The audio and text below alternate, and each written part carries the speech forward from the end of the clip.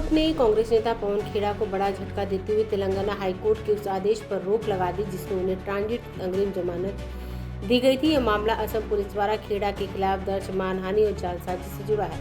असम के मुख्यमंत्री हेमंत बिस्वा शर्मा की पत्नी रेणुका भूया शर्मा ने पवन खेड़ा के खिलाफ असम पुलिस में एफआईआर दर्ज कराई थी। खेड़ा ने आरोप लगाया था कि रेणुका भूया के पास अलग अलग देशों के कई पासपोर्ट है। इसी मामले में संभावित गिरफ्तारी से बचने के लिए खेड़ा ने तेलंगाना हाईकोर्ट का दरवाजा खटखटाया था।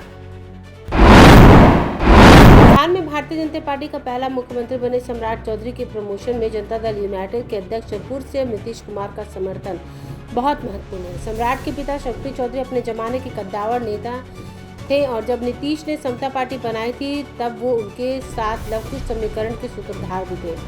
शकुनी नीतीश के पुराने साथी हैं। कभी नीतीश को हराकर मुरेठा खोलने की बात करने वाले सम्राट पर नीतीश का भरोसा कोई 2004 में डिप्टी सीएम बनने के बाद पैदा नहीं हुआ है।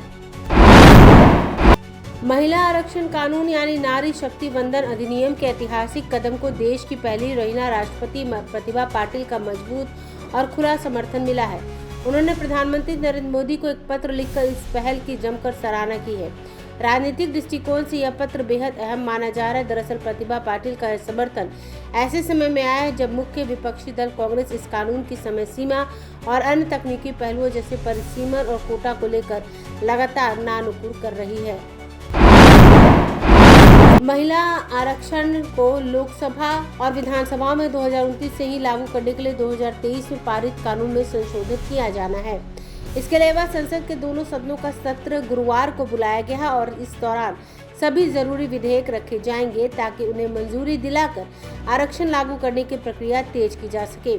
इस बीच सबसे अहम संशोधन संविधान के आर्टिकल 81 में होना है। इस अनुच्छेद में ही लोकसभा की सदस्य संख्या को लेकर प्रावधान है। केंद्र सरकार स्क्रैप पॉलिसी के तहत पुराने वाहनों को कबाड़ घोषित करने के बजाय उन्हें इलेक्ट्रॉनिक अथवा क्लीन फ्यूल में बदलने का अवसर प्रदान करने पर विचार कर रही है। सरकार का मानना है कि 10 और 15 साल पुराने वाहन जो तकनीकी रूप से फिट हैं, ऐसे वाहनों को पूरी तरह से स्क्रैप करने के बजाय इंजन में बदलाव कर उपयोग में लाना समझदारी होगी। इससे करोड़ों निजी और व्यावसायिक वाहन मालिकों को राहत मिलेगी।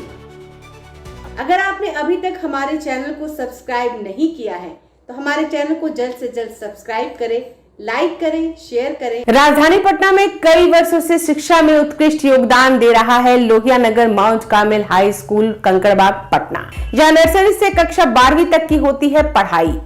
10वीं और 12वीं बोर्ड परीक्षा में 100% अंक का रिकॉर्ड। एक ऐसा स्कूल जहां पठन पाठन के साथ साथ बच्चों के संपूर्ण विकास का रखा जाता है ख्याल।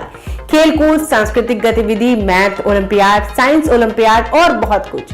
आज ही कराए नामांकन। नामांकन की प्रक्रिया जारी है। संपर्क करें DS/16 Gayatri Mandir road, housing board colony east, Indira Nagar, Kankarbagh, Lohia Nagar, Patna.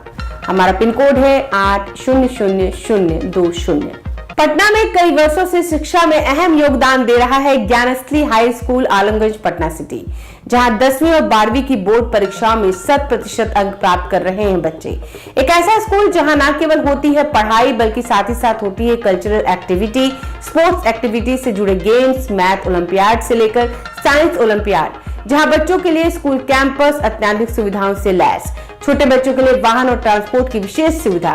तो देर किस बात की, आज ही कराएं अपना नामांकन Gyansthali high school Alamganj Patna city में, जहां नामांकन की प्रक्रिया जारी है। संपर्क करें पुलिस चौकी Alamganj main road near Alamganj थाना, पटना, बिहार 800007।